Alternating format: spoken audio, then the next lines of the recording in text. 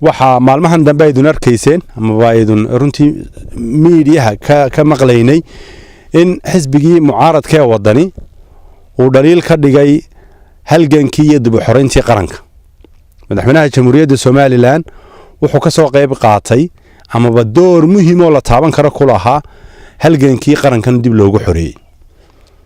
waxaynu arkaynay xogayaha xisbiga wadani oo gudoomiyihiisa runtii ay goob wada joogaan ayaa madaxweynaha iyo xukuumaddiisa markii ay waayeen waxay ku dhaliilaan ayay ku dhaliilayeen wuxuu ka soo qayb qaatay halgankii iyo dib u xoreyntii dalka. mentalitygaasa ku quful doorashaynu galnay xor iyo xalaala oo ku salaysan hal qof iyo hal cod. madaxweynaha jamhuuriyadda Soomaaliland raggii la tartamay bonusku dheeraa waxa weeyaan ilaa iminkana dheer yahay wuxuu ka soo qayb qaatay ama hormood ka ahaa halgankii weynaa ee dib u xoreynta qarankan.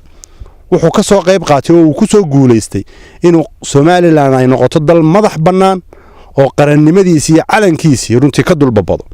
wuxuu ka soo qayb qaatay dib u dhiskii dalkan oo kaalin mugla uu ka soo geystay isagoo lead dawladda ka ahaa wasiir daakhiliga ahaa iyo wuxuu sidoo kale ka soo qayb qaatay nidaamkii hubka dhigista beelbeelaysigii nidaamkii dimuqraadiga looga soo guuray.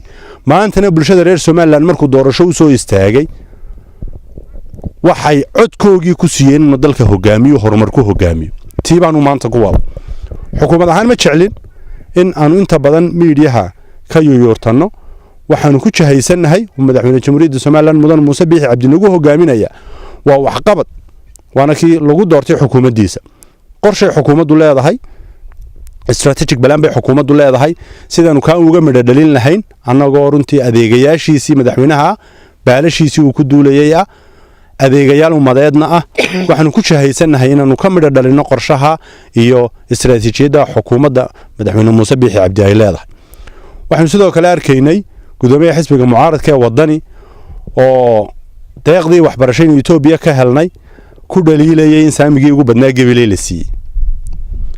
Gabiley nidaamkan horta wasaaradda waxbarashada iyo wasiirka Professor Yaasiin Faratoon uu ku qaybiyay deeqda waxbarashada waa nidaamkii ugu cadaaladeysna intaynu deeq helayn. maxaa yeelay waxa lagu asteeyay ama lagu suntay in qof waliba iyo darajadiisa uu ku helo saamiga ama xuquuqda. guud ahaan gobolada saami baa loogu kala qaybiyay Soomaaliland iyo deegaanada Soomaaliland. markii la qaybiyay Gabiley intii la siiyay dib baa wax looga soo jaray. gudoomiyuhu malaag Gabiley si kale ku haystaaye. Gabileyna waa deegaan ama gobol kamid ah Soomaaliland waxaanay gobolada kale helin xaq uma laha. wixii ay xaq u yeeshee deegaan ahaan ay ku heshay Gabileyna dib baan wax looga soo jaray wasaaraddu runtii uga soo jartay. waa nidaamkii ugu cadaaladeysna.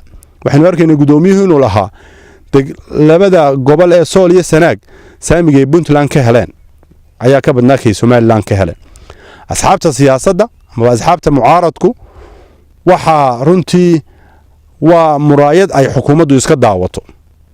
waxaynu nahay dal dimuqraadiya oo uu ka hirgalay nidaamkan asxaabta badani. waxay haystaan freedom ay u haystaan inay dhaliilaan dawladda xukuumadda inaynu wax toosino laakiin dhaliishoodii inay constructive noqotaa wanaagsan. waxaan runtii ku boorinayaa inaynu meedaanka Soomaaliland gudaheeda aynu inagu ku wada jirno dhaliishiina tilmaantiina iyo toosintiinuna ay Soomaaliland gudaheeda noqoto aanay Soomaaliland dibadda uga bixin. marka runtii taasina waa dardaaran. madaxweynuhuna waa intuu dheer yahay raggii uu la tartamayay cod ahaanna ku dheeraa taya ahaan tala ahaan aqoon ahaan iyo runtii waxqabad ahaanna uu ku dheeraa. marka aad iyo aad ban runtii bulshada reer Soomaaliland ay ula yaabtay maalintii dhaweyd ee ay hadlayeen shalay markii miidiyaha laga daawaday. madaxweynuhu wuxuu u taagan yahay wixii uu soo qabtay oo dhan tan uu soo dhiciyay wuu dhaawacmay kamuu dhoofin.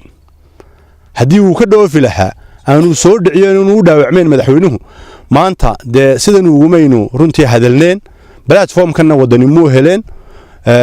halgankii iyo mujaahidnimadu oo cid waliba runtii ay ka soo wada qayb qaadatay oo mujaahidiintii dalkan soo xoreeyay madaxweyne Siilaanyo madaxweynaha hadda talada haya madaxweyne ku-xigeenkii hore Cabdiraxmaan Aw Cali iyo raggii faraha badnaayay ee mujaahidiinta inaan xagan ka soo tirin karin waa wax runtii laga soo wada qayb qaatay waana bilad sharaf ay dheer yihiin ragga kale marka kii shalay dibadda joogay inuu maanta madaxweynihii duurka u galay ku eedeeyo waa raggii ka soo qayb qaatay dib u xorayntii oo runtii ayaan daran u aragna marka aad iyo aad baad u mahadsan